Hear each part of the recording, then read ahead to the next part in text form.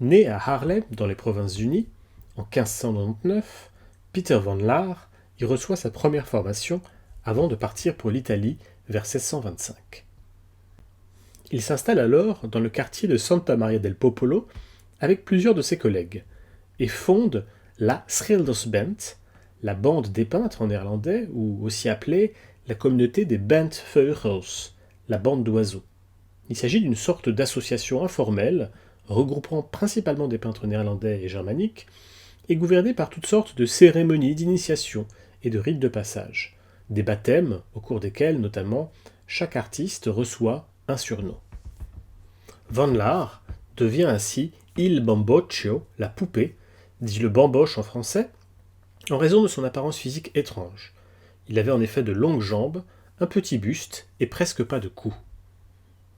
Dans cette association, les artistes participent fréquemment à des jeux dans des tavernes ou des auberges, regroupant des peintres principalement, qui partagent des valeurs esthétiques communes. Ces activités communes, ces valeurs communes, leur valent d'être surnommés à Rome les bamboches ou les bamboccianti, et leurs œuvres d'être appelées ou surnommées des bambochades. Ces valeurs esthétiques, artistiques, s'articulent autour de deux constantes. D'une part, un certain type de sujet, qui valorise non pas les thèmes liés à l'histoire, mais la vie quotidienne de Rome et de ses environs. Des scènes de forgerons changeant les sabots de chevaux, des attaques de brigands sur des voyageurs, des scènes de bataille, des scènes de mendiants dans les faubourgs romains ou dans les rues, des voyageurs devant des auberges, jouant souvent à des jeux à la mode, comme les cartes ou le tric-trac. D'autre part, un goût marqué pour les petites dimensions, le refus de l'idéalisation, le goût des effets de réel les plus prosaïques, les plus anecdotiques, parfois les plus vulgaires, scènes de séduction, chiens pissants, hommes déféquents. Un intérêt pour la comédie également, et la parodie. Une touche rendant les détails les plus minutieux des différents objets émotifs. Et enfin, un système chromatique, souvent marqué par un clair-obscur assez puissant, y compris dans les scènes extérieures.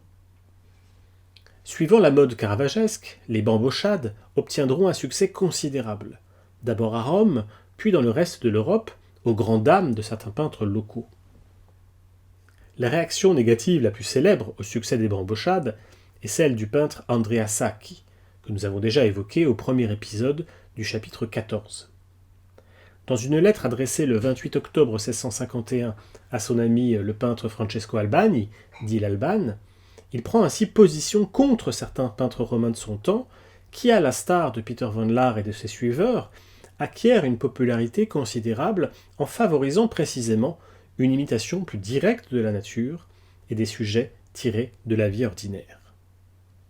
Je vous écris à l'occasion de la venue dans cette ville du seigneur Giuliano Lauretti, qui y occupera la charge d'auditore del Torone, et que je sais être l'homme le plus honorable, le plus sincère et le plus amateur d'art, et en particulier de peinture, qui se puisse trouver. Car j'ai à maintes reprises discuté avec lui des qualités de votre seigneurie et de la noblesse de votre pinceau, et je sais qu'il lui tient à cœur de vous présenter ses hommages et de vous exprimer son affection la plus sincère. Je vous prie donc votre seigneurie d'accéder à sa requête, afin qu'il sache que si je suis incapable de peindre des tableaux, je sais au moins me procurer de bons maîtres. Et je suis persuadé qu'il ne déplaira pas à votre seigneurie d'apprendre qu'il faut mettre la peinture au rang des choses qui déclinent à Rome. J'ajoute qu'après avoir vu à quel degré d'excellence est parvenue la connaissance de la vraie beauté de la nature, et à quel point il est difficile de la représenter avec la noblesse convenant à ses accidents, et les expressions propres à sa dignité, on a pris une certaine liberté de conscience, et on s'est mis à représenter tout et n'importe quoi, sans fondement dans la vérité, et à reproduire des actes obscènes et inconvenants, sans le moindre souci de la grâce et de la bienséance. Un baron qui se gratte l'époux, et un autre qui mange sa soupe dans une écuelle, une femme en train de pisser, tenant par le licou un âne qui braie, un Bacchus qui vomit, un chien qui se lèche, mon Dieu. Cette triste engeance de peintres reçoit le soutien d'amateurs disposant d'un peu d'argent, qui se défont ensuite de leurs tableaux et en font peindre d'autres pour 6 ou 8 écus. Telle est donc la triste situation de la peinture. Les très rares peintres de valeur existant encore en Europe sont en butte à l'hostilité de ces bamboches qui ressemblent à des pygmées titillant un géant. Je prie votre seigneurie de bien vouloir, par souci de la vérité, dire à l'occasion son opinion à ce sujet, et instruire ceux qui auront d'aventure l'audace d'alléguer ces motifs en présence de votre seigneurie, et en particulier le susdit seigneur Giuliano Lauretti, dont je crois qu'il a besoin de 2 de ces motifs que votre seigneurie sait faire. Je prie votre seigneurie d'excuser le bavardage, tout rempli cependant d'affection et de sincérité, de celui qui se proclame votre humble et obéissant serviteur et vous baise affectueux les mains, Andrea Sacchi. Contrairement à ce que l'on pourrait penser en lisant cette lettre virulente, Sacchi demeure toutefois un peintre pragmatique qui sait faire apprécier les talents des bamboches. Il n'hésite pas, dès les années 1640, à faire appel aux meilleurs d'entre eux, dont Jan Mill, le peintre hollandais, pour peindre certaines figures de ses grands décors.